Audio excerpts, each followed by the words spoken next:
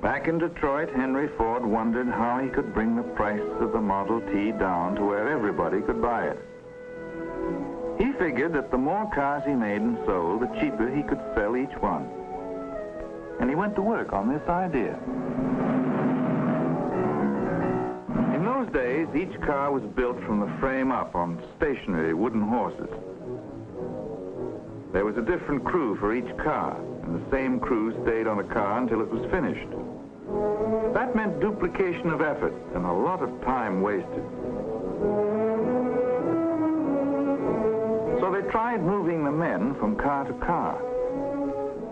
Each man had a special job to do, and as soon as he finished it, he moved on to the next car and did the same thing there.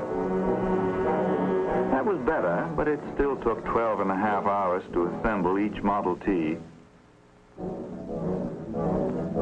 Henry Ford watched it for a while, then he had an inspiration.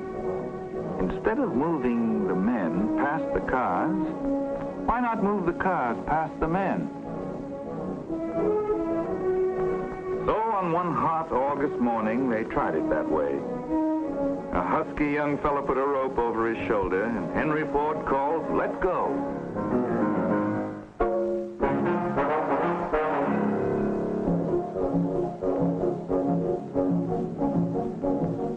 And at that very moment, as the workmen began to fasten the parts onto the slowly moving car, the assembly line was born, a technique that was to revolutionize mass production all over the world.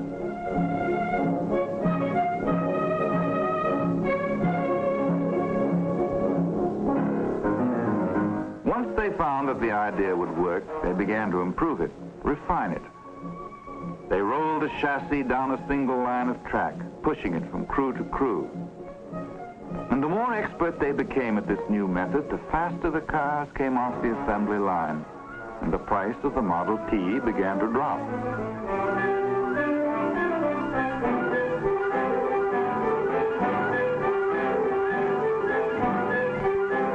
They tried the same idea on all the various parts of the car and created what were called sub-assemblies. Each man on the line became a specialist. He did one thing, and he did it perfectly, then passed the work along to the next man. Minute by minute, production was winning the battle against wasted time and wasted effort. Parts were fed to the workmen by gravity slides so they wouldn't have to stop and wait for new parts.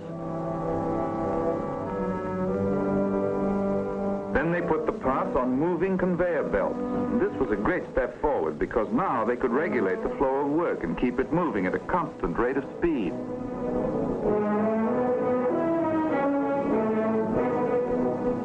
And the conveyor belts grew longer and more complex as they moved the work from place to place in the huge shops.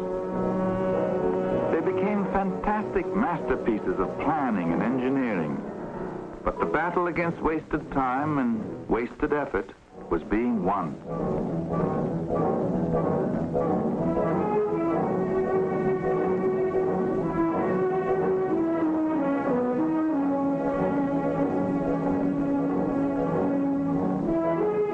The cars began coming off the assembly line at the rate of 1 every 40 seconds. And what Henry Ford had foreseen happened. Mass production and the assembly line drove the price of the Model T down from $850 to $300. Now everybody could have one.